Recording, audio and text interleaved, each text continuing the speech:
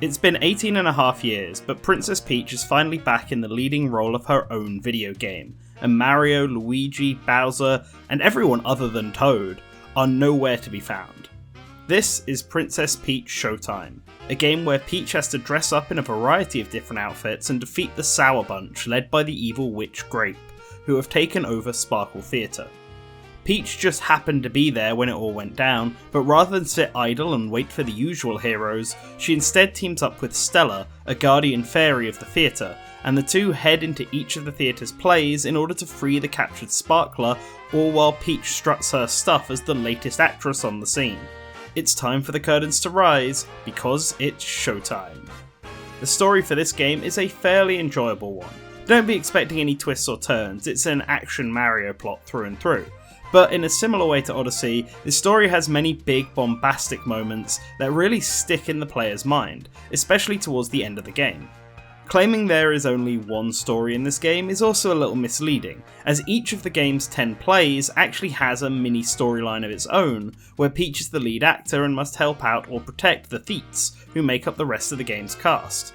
These mini-stories can involve something as simple as defeating a demon flower and ghost who have taken over a castle, to investigating a stolen mural, or even stealing back some stolen treasure. These mini plotlines are really cute and serve as the backdrop for why Peach has to transform and take on these leading roles. She's substituting for the real main actors who are all missing, and through this the game is able to explore a variety of different genres. That's the big appeal of Princess Peach Showtime, seeing Peach take on all these different roles that she wouldn't normally have. From more down-to-earth roles like becoming a patissiere or ice skater, something that feels very peachy already, to more absurd powers like transforming into a Mega Man-esque robot warrior or a legendary kung fu master. Each transformation changes up the gameplay and tone of a level, providing a great amount of variety across the game's 30 stages. And I think the best way to talk about this is by ranking all of Peach's roles, starting from my least favourite and going up to the best.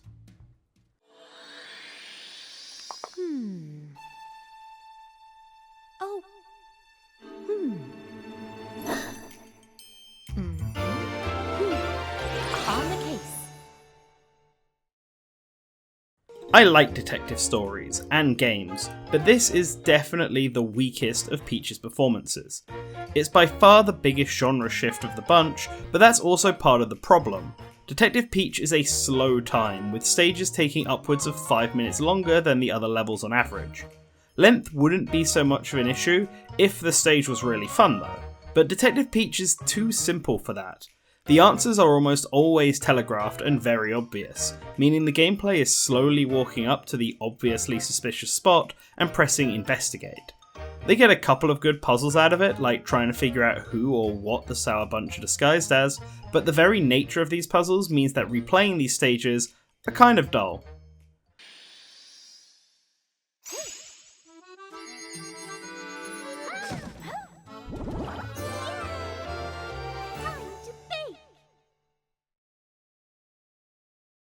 Similar in problem to Detective Peach, the gameplay shift for Patissiere Peach is both a blessing and a curse. These plays are mostly minigames where you have to make cookies under a time limit or correctly decorate a cake. They are quite fun the first time through, with how they change up the gameplay, but similar to Detective they suffer on repeat playthroughs as the player is made to play the same minigame with the same solution again and again. The thing that pushes it over Detective Pikachu is that it's faster paced and actually provides some challenge. I actually failed to make enough cookies in my first time through. You have to be quick and precise, which is fun.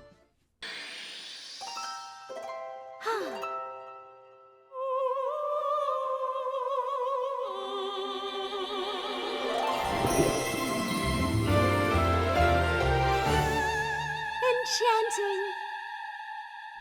Next up is the swimming and singing beauty Mermaid Peach. The gimmick for this level is using Peach's singing voice to control fish in the background, and use them to pop bubbles, open up clams, and solve puzzles. This one is a lot more active for the player, especially in the latter acts of the play, and it can be quite challenging. However, there is a lot of stop and start in these stages, and it is also very easy to go one step too far by mistake and be unable to return, making collectible hunting a pain. Each level also ends on a rhythm game, which I didn't really enjoy. It's very strict, and one mistake can ruin the player's chances of getting the final collectible, meaning playing the whole stage again for a second try.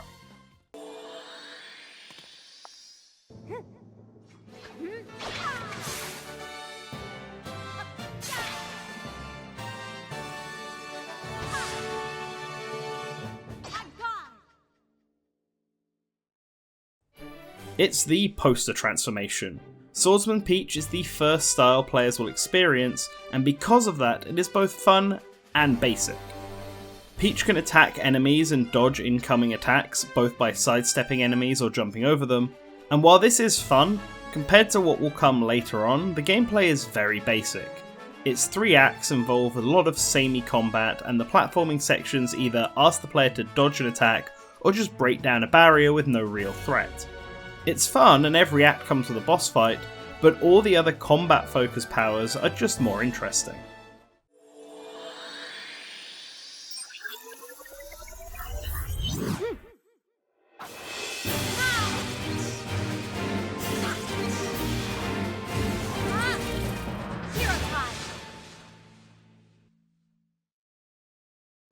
From sword to fist, the Mighty Peach stages are kind of similar to the Swordsman levels, but with a lot more challenge to it, as you have to rescue civilians and guide them to safety. Rather than slashing enemies, Peach punches them, or she can pick up debris in UFOs and chuck them at other enemies for quick kills. There's a lot more strategy here, and when you add in the flying sections where you're busting up meteorites and flying saucers, these stages get a lot more variety in them as well. The only reason I have it so low is that it's very easy to miss collectibles in these stages, and in some cases I had no clue how I missed some, as all 3 acts are basically a straight line with the occasional arena battle against an octopus alien.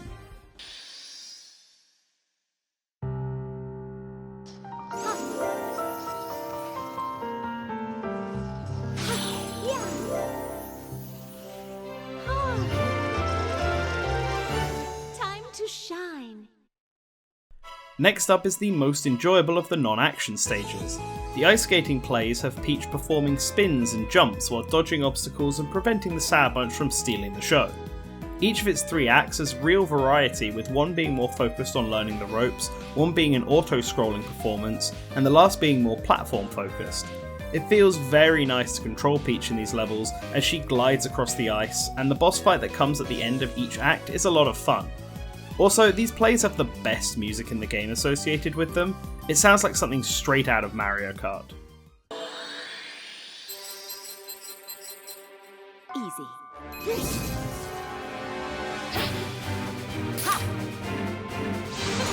Leave it to me. It's time for Peach to return to her roots in this 2D platforming transformation. For dashing thief Peach, our titular princess gets a grappling hook, which as we all know makes any game 1000% better, and this allows her to swing and zip around the stage in a forced 2D perspective. These acts involve Peach either dodging lasers and security cameras, ziplining or escaping pursuers via paraglider in what is essentially a spy thriller for a play. It's a lot of fun and very different from most of the more combat orientated action levels.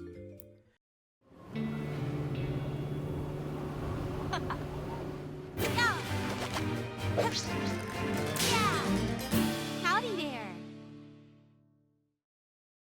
Yeehaw! Cowgirl Peach is the new sheriff in town, and with her lasso she's gonna capture the baddies or pelt them with a barrel. There is something just very fun about lassoing up a barrel and throwing it at a horde of enemies that makes Cowgirl Peach such an enjoyable transformation to play. When you add on to this the horse riding sections, which contain memorable set pieces like chasing down a runaway train or jumping over gaps and broken bridges as you chase bandits, and you have a great set of acts for players to experience.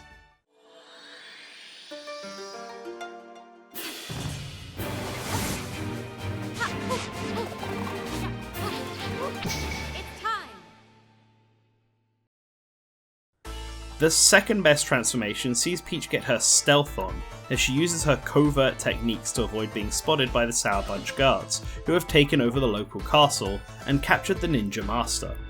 As Peach, the players have to sneak past or assassinate guards without being seen, while having access to wall jumps and invisibility ninjutsu.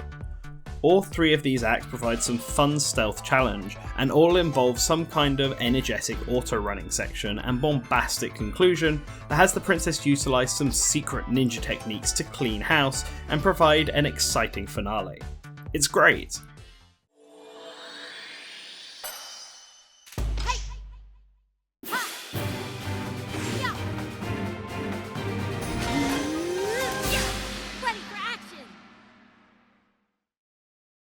The best of the bunch is also the final transformation you get access to, excluding a couple of others, but I won't mention them for spoiler reasons, and has Peach learn the mystical arts of Kung Fu, to climb up to the mountain temple and save the Kung Fu master at the top.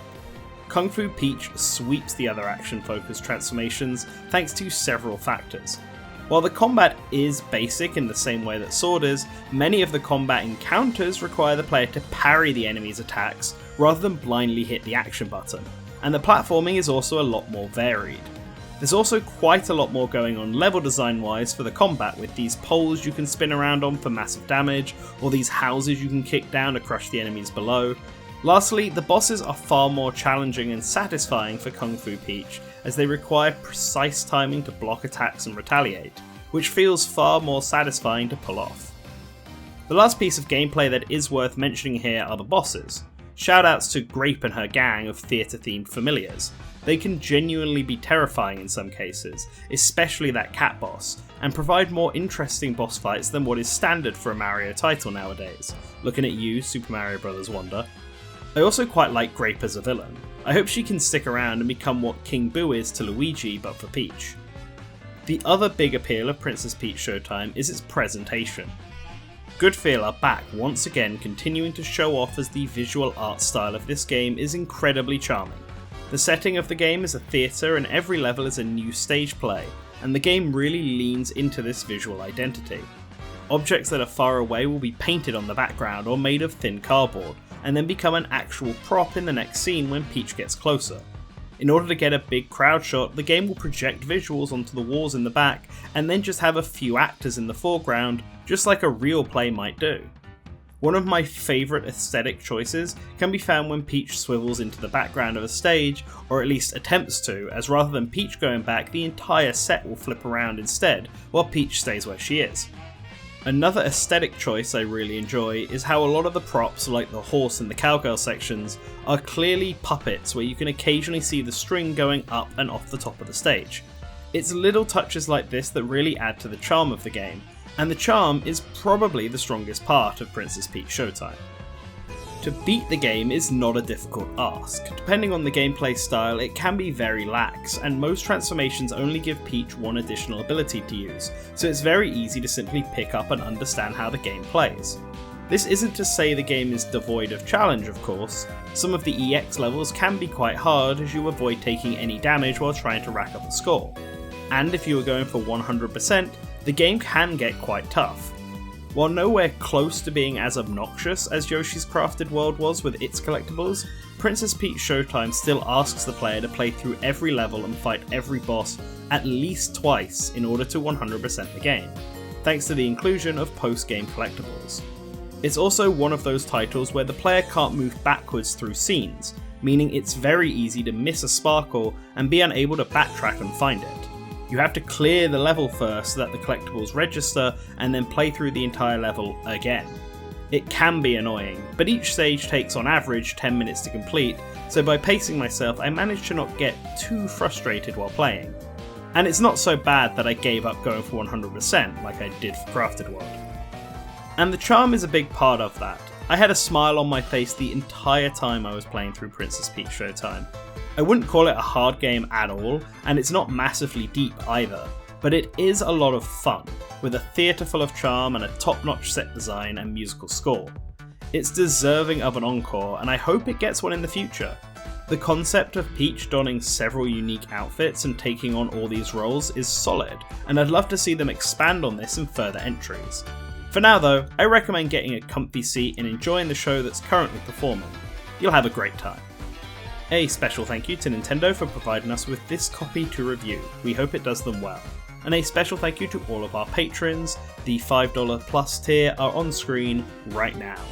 You can join them by following a link in the description below, but before that, let me know in the comments what you think of Princess Peach Showtime, if it's a game you are interested in, if it's one you've already played.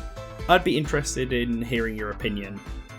After that, you could go off and watch another video, or you could subscribe, because in doing so, you'll always remember to return to the source.